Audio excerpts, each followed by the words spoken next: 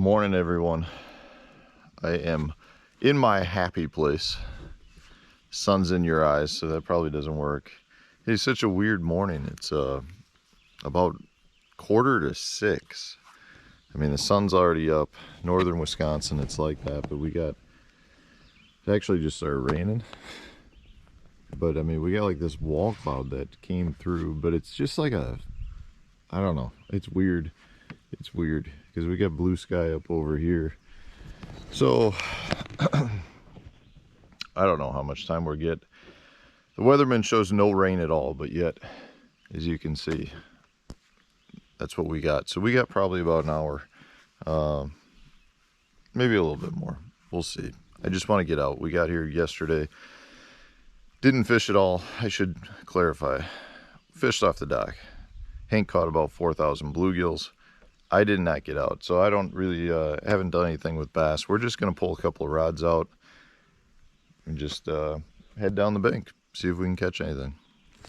Before I leave, I better pull a couple of rods out for the boys in case they do get up.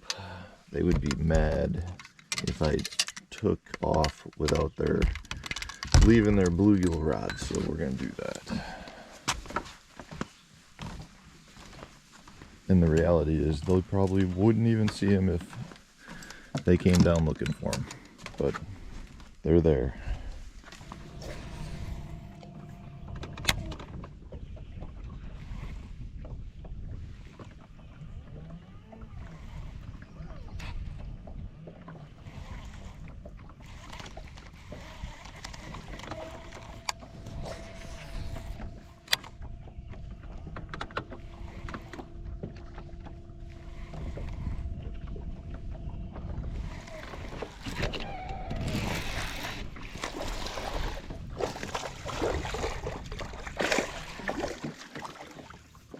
Little chunker.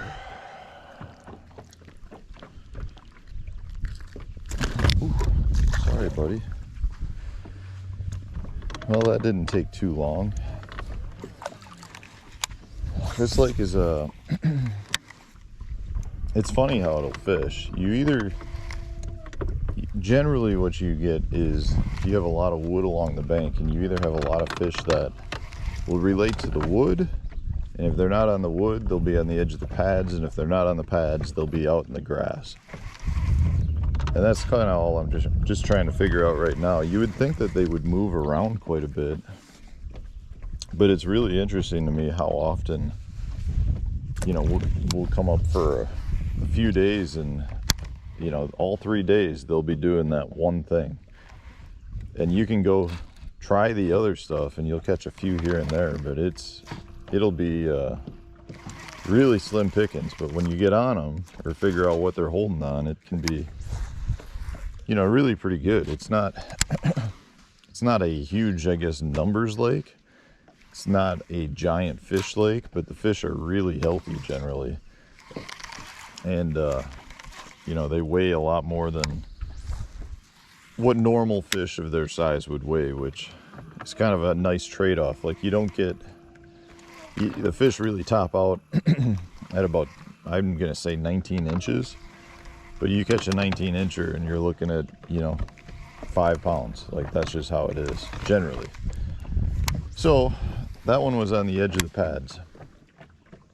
We'll see if that holds up or not. Now, that one wasn't a real big one, so that could have just been that little fluke, or not fluke fish, but just one of the random fish.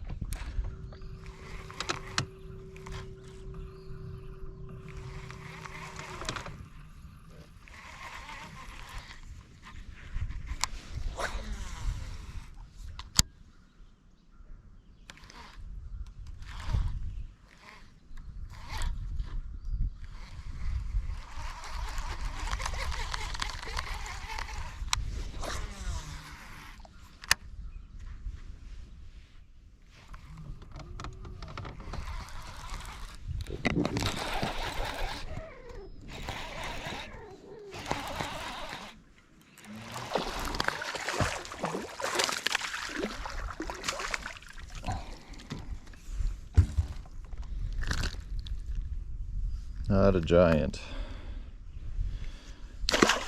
thought I had a pad stem. Got to get a new hit worm. I love using a bag up. One of my pet peeves is having a a bag with like 2 baits in it. Cannot stand that.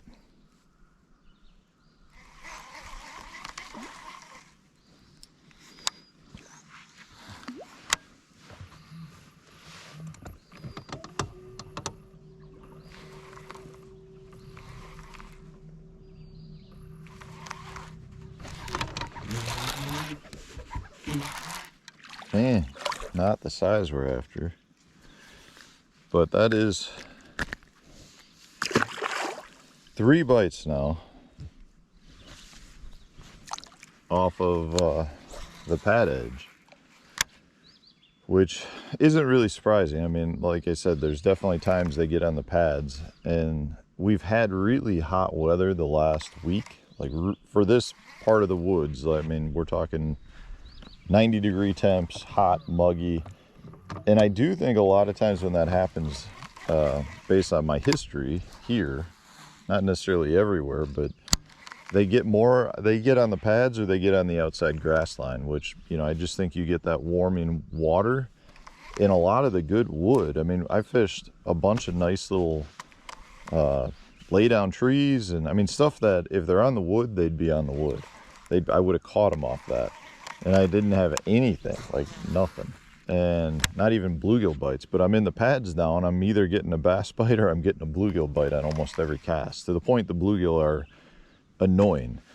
And I think a lot of times what happens is that water temperature rises so much, especially on a lake like this, that's a dark tannic stained lake, that wood, I don't want to say warms up too much, but they don't necessarily need it, and it doesn't provide as much shade as, say, the pads do, or you know, some deeper, cooler water.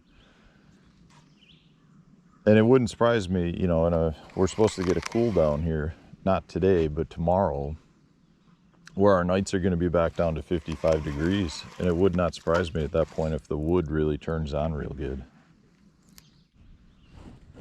It's such a weird cloud. It looks like a UFO, like I don't know, like a ship taking off. I don't know if you guys can see that, but it's interesting looking.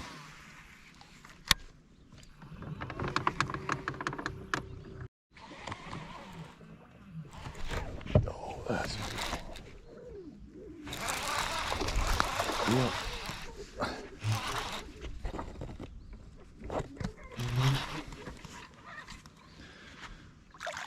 That's the kind we're after. On the edge again.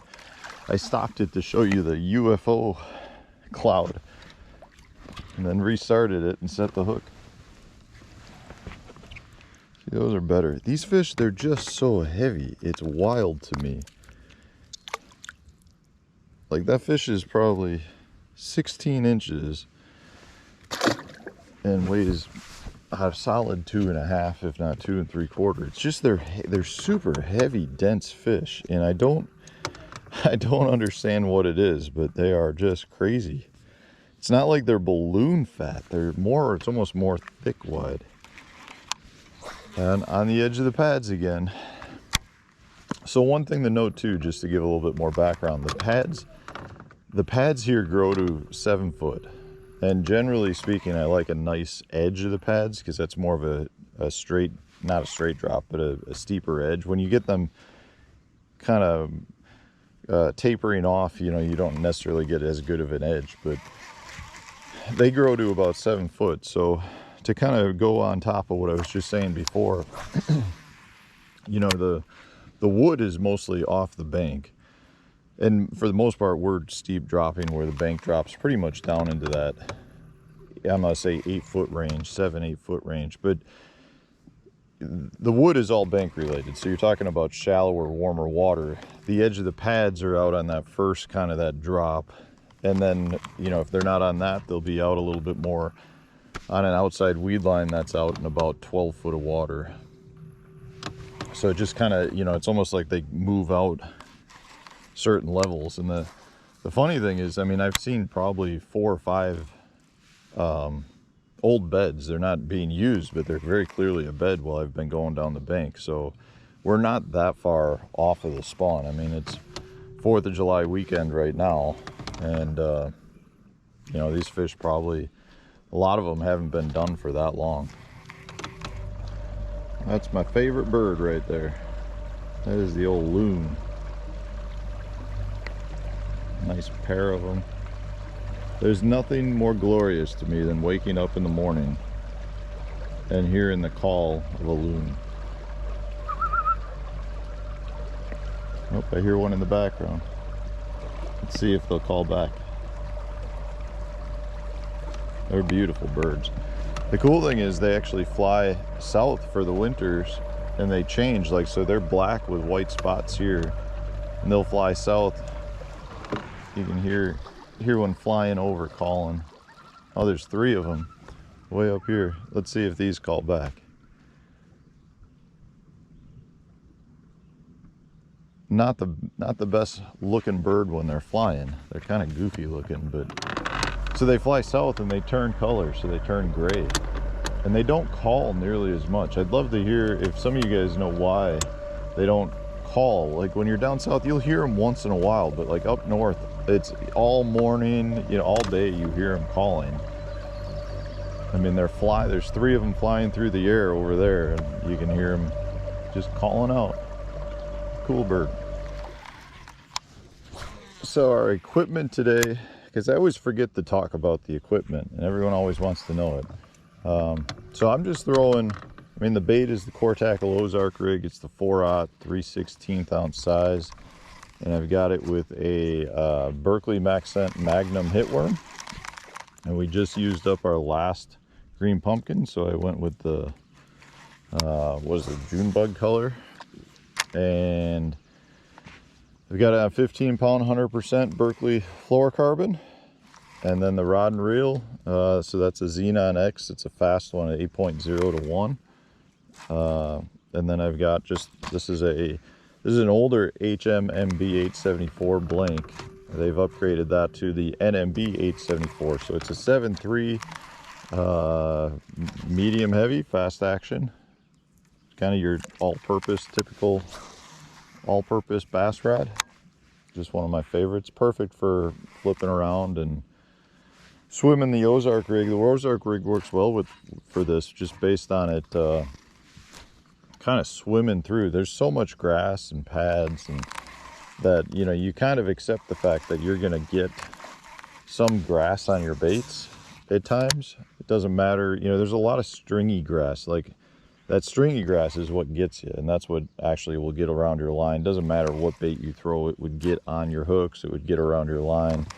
But other than that, I mean, it swims right through everything really well and gives the worm really good wiggle on the fall, a good shimmy. And I mean, we've been out for about an hour right now. We don't have much more time, but I mean, we've had a bunch of bites, and it's doing exactly what I would like it to do. This is just kind of like my all-purpose setup. I have a pile of rods set up with the same line, same rod, same reel, and I can have a bunch of them rigged up for me.